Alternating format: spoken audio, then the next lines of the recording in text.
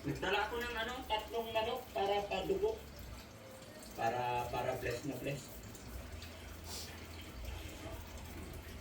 Ano, Lander? Sige lang. Makita ko lang kayong busog, okay na ako. Kahit hindi ako kumain, basta kayo makakain. Sarap talaga ng sinigang. Baon mo lang din. Ang pula. Hindi, may ano eh. Oo. Dito ganito yung buhay natin mga kababayan. Oh. Harap kayo dito. Oh. Ay, pusan ka na, hindi plato yan ah. Planggana yan ah. Ha? Anong ginawa mo sa buhay mo? Ha? Parang plato. Planggana eh. Sige lang. Si Puriman. Anak na si Puriman, no? Simple-simple rin si Puriman. Oh? Sige lang, Puriman. Okay ka lang. Kumusta ang tulog nyo dito kagabi? Masarap. Sa mga gilid-gilid, no? Okay. Dito pala yung mga hollow blocks, no? May dumating na materyales? Dumating na rin. So, bali 800 na yun nandito. Tubular nandito na. Dumating na rin. Okay, very good. Sige, sige. Complete. Tubular. Yung long span na lang, hindi. Di bali, 3 to 4 days daw yun. Sige. Ganito mga kababayan, sarap kumain pagka bakbakan ng trabaho talaga, oh. Ha? Marami kami. Marami kayo, kaya masarap kumain. Dapat ganito kayo lagi, may dala-dala rin kayong aso.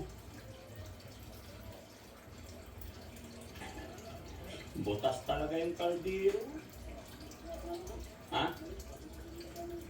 Hindi pa pwede kumain. Para may taga-kain ng ano. Pangalawang araw ngayon. Bahala ka na sa sunod Purman. Uwi na ako. Naibalik pa rin kami dito bukas. Nakakaya kay Purman eh. Hindi, wala kaming budget na eh. Yung binigay yung 20. Pinadala ng mga yun eh. Saan yung pinadala?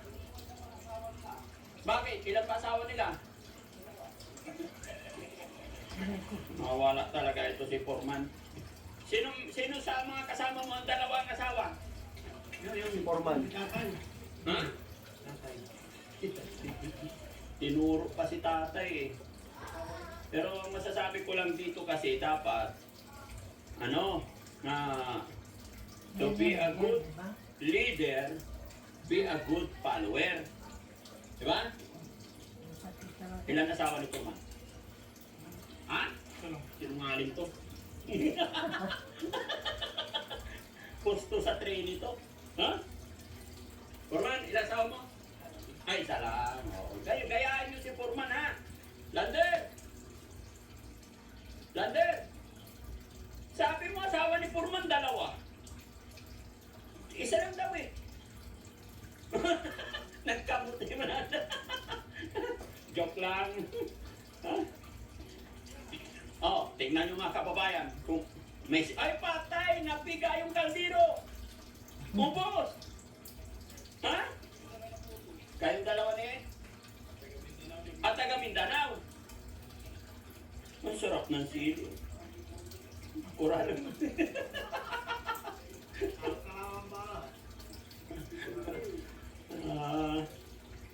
Ayan. Ay, mayroon silang panggulay sa gabi yan. Sa Loyot Labong sa gabi. Paano yun? Merong may manok. Ha? Bukas na hindi masisira? Okay. Sige, sige. Hanggat nandito ako, sige. Ang problema yan. Kumain lang kayo ng kumain. Di ba, Mark? Ayaw kong pumayat si Mark.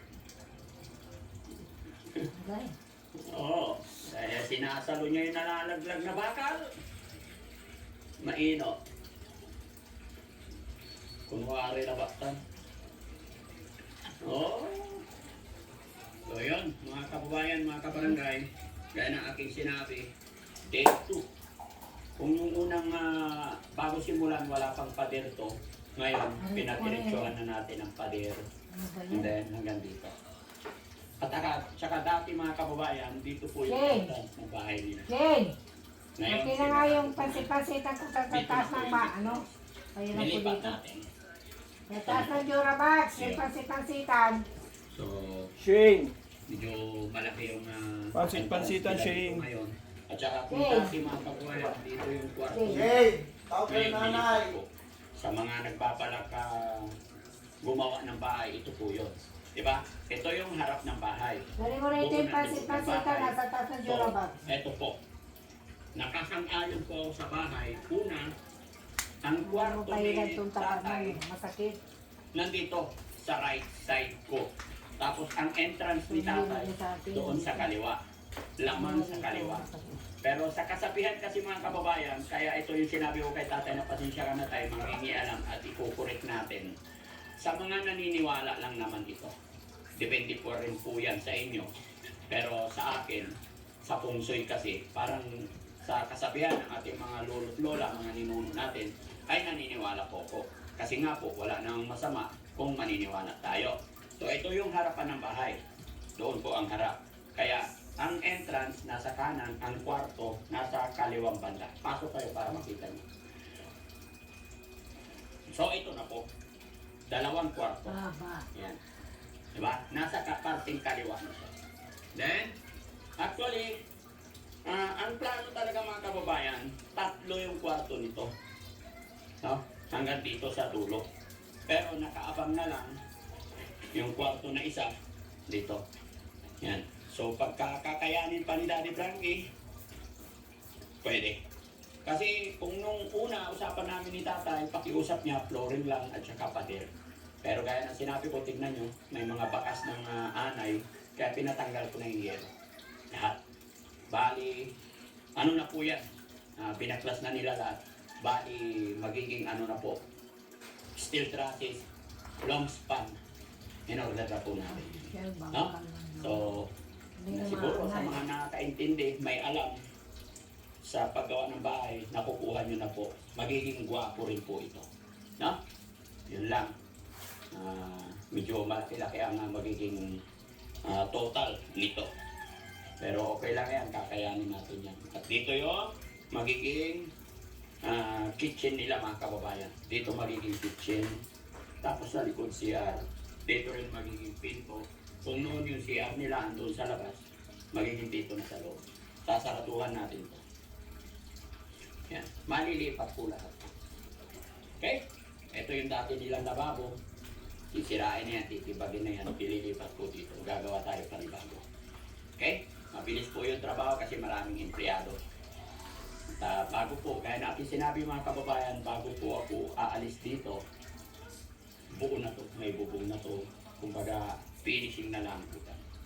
So, sa lahat po na nakasuporta sa Team Daddy Frankie, maraming salamat po. At sana lagi kayo nandyan. Share niyo po yung videos na ito para may pandagdag po ang inyong lingkod. Pero ito mga kababayan, sinabi ko na kay tatay na hindi ko muna ito maita-tiles. No? Sa tiles ang magiging ano ko dito. Wala po munang tiles siguro. Pero gano'n sinabi, hindi natin alam kung kaya pa ng inyong lingkod, bakit hindi. Gusto ko lahat ng beneficiary natin komportable, masaya. Kaya hintay-hintay lang, hindi ko naman mapagsabay-sabay. Pero one at a time, may aayos natin silang lahat. Atilin, may 3 akong dalang manok. O, kunin mo yung isa doon para may pangulam din kayo ni tatay, ha? Ikaw na magluto. Yung dalawa, yung mga karpintero na. Para kanya-kanyang luto na lang kayo. Oh. Kasi inisip ko rin, tignan mo, pag nandoon din sa Makati, baka magka-problema din tayo. Eh, napakalayo nun. Di ba? Eh, isa pa, busy rin si Mami Rochelle pag nandoon. Kasi si Mami Rochelle, alas 2 na madaling araw gising. Hindi ko masyadong maligo yun. Oo. Friday, Saturday, Sunday, Monday, maraming delivery. Medyo mahina kami sa Tuesday. Tama na, kaya nakakatay buto ko. Okay. Hindi pa kayo naglalan. Ang Kumakain ka ngayon. tuhod ni nanay. Upo si tatay. Kung nga itong mag-isa eh, pag Tayo, okay ka lang? namamagay. Tilapia ka Pag